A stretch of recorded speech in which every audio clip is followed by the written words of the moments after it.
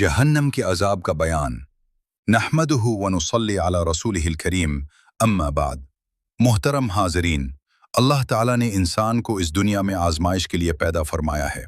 ये दुनिया चंद दिन की है, जबकि आखिरत की ज़िंदगी हमेशा के लिए है। इसीलिए कुरान मजीद में बार बार हमें तंबीह की गई है कि हम अल्लाह ताला की इताअत इख्तियार करें और गुनाहों से बचें। अल्लाह ताला फरमाते हैं, इन्ना अज़ाब रब्बिका लवाक़िअ, बेशक तुम्हारे रब का अजाब होकर रहने वाला है। ये आयत हमें बताती है कि अल्लाह का अजाब यकीनी है, इसमें कोई शक नहीं। दुनिया में अगरचे इंसान को मोहलत दी जाती है, लेकिन ये मोहलत सिर्फ इम्तिहान के लिए है। अल्लाह ताला ने जहन्नम की शिद्दत बयान करते हुए फरमाया, कू अनफुसकुम व अहलीकुम नारा, अपने आप को और अपने घर वालों को जहन्नम की आग से बचाओ। इससे मालूम हुआ कि हमें सिर्फ अपनी नहीं बल्कि अपने अहलो आयाल की इस्लाह की भी फिक्र करनी चाहिए। कुरान मजीद में जहन्नम के अजाब की कैफियत बयान करते हुए फरमाया कि जब काफिरों की खालें जल जाएंगी तो नई खालें दी जाएंगी ताकि वो अजाब का मज़ा चखते रहें। यह अजाब बहुत सख्त और मुसलसल होगा, जिसमें कोई कमी नहीं होगी। नबी करीम सल्लल्लाहु अलैहि वसल्लम ने फरमाया, तुम्हारी दुनिया की आग जहन्नम की आग का सिर्फ एक हिस्सा है।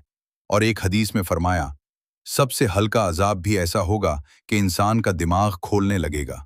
जरा गौर करें, जब जहन्नम का सबसे हल्का अजाब यह है तो इसका सख्त अजाब कैसा होगा। प्यारे बच्चों, अगर तुम्हारे हाथ में दुनिया की आग लग जाए तो क्या तुम बर्दाश्त कर सकते हो? नहीं, फौरन हाथ हटा लेते हो। अगर जरा सा जल जाओ तो बहुत तकलीफ होती है। तो सोचो जहन्नम की आग कितनी सख्त होगी। इसलिए हमेशा सच बोलो, नमाज पढ़ो, वालदैन की बात मानो और बुरे कामों से बचो, ताकि अल्लाह ताला तुम्हें जहन्नम से बचाकर जन्नत में दाखिल फरमाए। कुरान मजीद में पिछली कौमों का भी जिक्र है, जैसे कौम नूह, आद, समूद और लूत। उन सब को उनकी नाफरमानी की वजह से अजाब दिया गया। अल्लाह ताला फरमाते हैं कि हमने हर एक को इसके गुनाह की वजह से पकड़ा। किसी पर पत्थरों की बारिश हुई और किसी को जोरदार आवाज ने हलाक कर दिया। ये सब वाकयात हमारे लिए नसीहत हैं, लेकिन याद रखें, अल्लाह ताला बहुत मेहरबान है। वो फरमाते हैं, वहुम यस्तगफिरून, कि जब तक लोग इस्तगफार करते रहते हैं अल्लाह उन्हें अजाब नहीं देता। लिहाजा हमें चाहिए कि हम तौबा करें, नमाज की पाबंदी करें, कुरान पढ़ें और नेक आमाल इख्तियार करें।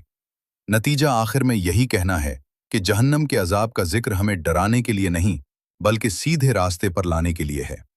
अल्लाह ताला निहायत रहम करने वाला है। जो शख्स सच्ची तौबा करता है अल्लाह उसे माफ़ फरमा देता है।